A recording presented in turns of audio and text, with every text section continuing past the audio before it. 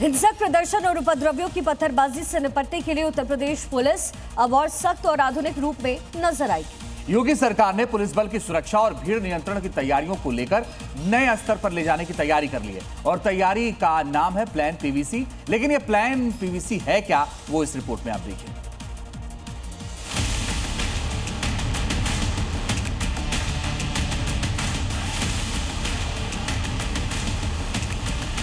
अब यूपी में उपद्रवियों की खैर नहीं, क्योंकि योगी फोर्स पहले से और ज्यादा मजबूत और बेहतर होने जा रही है। दंगा, हिंसा या फिर किसी भी तरह से कानून को हाथ में लेने वालों के लिए खाकी को मिलने वाली है ये शील्ड। और ये शील्ड सिर्फ सख्त ही नहीं बल्कि मजबूत भी है।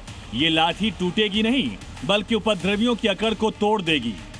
हिंसक भीड़ से दंगों के दौरान निपटने के लिए यूपी पुलिस फुल प्रूफ तैयार रहेगी। पुलिस मुख्यालय से तमाम पुलिसकर्मियों के लिए डंडे, शील्ड और बाकायदा हेलमेट के लिए धनराशि की मांग की गई थी, जिसके बाद गृह विभाग ने 29 करोड़ 45 लाख रुपए की स्वीकृति दे दी है। अक्सर भीड़ में पुलिसकर्मियों पर हमले हो जाते हैं और अब इन्हीं हमलों से बचने के लिए पुलिस को ये तमाम शील्ड, हेलमेट और डंडे पीवीसी के दिए जाएंगे।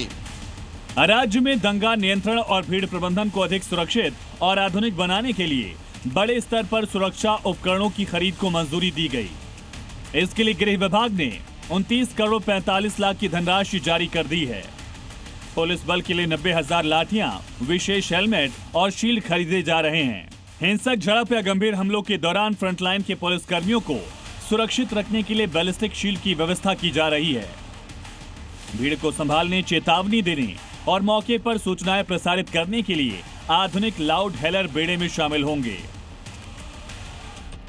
प्रशासन का मानना है कि नए आधुनिक उपकरणों से न केवल उपद्रवियों पर नकेल कसना आसान होगा, बल्कि ड्यूटी पर तैनात पुलिसकर्मियों की जानमाल की सुरक्षा भी सुनिश्चित की जा सकेगी। यूपी पुलिस 30,000 पीवीसी लाठी खरीदेगी। लाठी की कीमत 500 होगी, जिस पर कुल खर्च 1.5 करोड़ आएगा। 30,000 हाईटेक हेलमेट खरीदे जाएंगे। एक हेलमेट की कीमत 2600 रुपए है। इस पर कुल खर्च 7.8 करोड़ होगा। वहीं पीवीसी शील्ड की बात करें तो ये भी 30,000 खरीदी जाएंगी।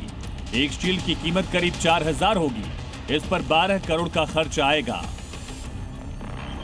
दरअसल हालिया प्रदर्शनों के दौरान बड़े पैमाने पर पुलिसकर्मी जख्मी हुए थे। वहीं पैलेट गन जैसे घातक हथियारों के इस्तेमाल पर काफी विवाद और हंगामा भी देखने को मिला था। यही वजह है कि यूपी पुलिस अब हथियार चलाने की बजाय आधुनिक बॉडी प्रोटेक्टिव गियर और लाउड हेलर के जरिए भीड़ पर काबू पाने की रणनीति पर काम कर रही है, ताकि पुलिसकर्मियों की जान भी बचे, कानून व्यवस्था भी कायम रहे। ब्यूरो रिपोर्ट, जी मीडिया। और अब बड़ी खबर दिल्ली से है, जहां केंद्रीय गृह मंत्री अमित शाह आज और कल बड़ी बैठक करेंगे, जिसमें देश की सुरक्षा से जुड़े मुद्दों और चुनौतियों पर चर्चा करेंगे। 9वें राष्ट्रीय सुरक्षा सम्मेलन में देश भर के अलग अलग सुरक्षा बलों और पुलिस के 850 से ज्यादा अधिकारी हिस्सा ले रहे हैं। ये सम्मेलन हाइब्रिड मोड में आयोजित किया जाएगा, जिसमें प्रतिनिधि फिजिकल और वर्चुअली दोनों मोड में शामिल हो सकते हैं। पिछले साल भी इस सम्मेलन में 800 से ज्यादा अधिकारी शामिल हुए थे और ये दोनों दिनों का कार्यक्रम राष्ट्रीय मुद्दों को लेकर के आज चर्चा होगी। सुरक्षा को लेकर के गृह मंत्री अमित शाह सतर्क हैं। और आइए अब आपको एक बताते हैं कि आज देश की सुरक्षा पर होने वाली अमित शाह की बैठक के एजेंडे में क्या क्या है। देखिए, देश विरोधी ताकतों पर नकेल, साथ ही बॉर्डर से घुसपैठ पर रोक, नशा तस्करी पर हंटर। वहीं देश विरोधी ऐप पर लगाम लगाया जाएगा। टेरर फंडिंग पर प्रभावी रोक रहेगी। आतंक के खात्मे पर भी विचार विमर्श होने जा रहा है। तो इस तरीके से ये जो बड़ी मीटिंग है वो बेहद अहम मानी जा रही है, क्योंकि इस सम्मेलन में राष्ट्रीय सुरक्षा को लेकर के चर्चा होगी। वहीं ऑपरेशन त्रिशूल का जो खौफ है वो हर तरफ अब नजर आ रहा है। गैंगस्टर का नाम साहिल चौहान है। लॉरेंस बिश्नोई गैंग का ये शख्स बताया जा रहा है। रिपोर्ट करने वाला देश जो है वो थाईलैंड है। जी हां, वापसी अप्रैल 2026।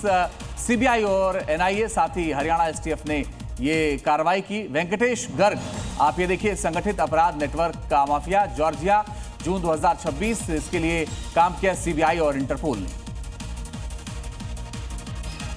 तो ऑपरेशन त्रिशूल का खौफ कैसे इन अपराधियों में है, अब बताएं आपको जोबिनजीत सिंह के बारे में, जो कि इंडोनेशिया में है। पंजाब आधारित नेटवर्क ये चलाता था। जुलाई 2026 में इंडोनेशिया पहुंचा और पंजाब पुलिस ने इसको लेकर के ये बड़ी कार्रवाई की है। ये बड़ी जानकारी ऑपरेशन त्रिशूल को लेकर के। वही गौरव गडोडी जो कि दुबई में है, अगस्त 2026 में गया हरियाणा एसटीएफ ने बड़ी कार्रवाई की और कौशल बम्बिहा गैंग इसके द्वारा संचालित था। अब देखिए अनमोल विश्नोई, लॉरेंस विश्नोई गैंग का ये अमेरिका से नवंबर 2025 में इसकी वापसी हुई और एनआईए ने इसकी वापसी कराई और आगे की कार्रवाई फिलहाल की जा रही है।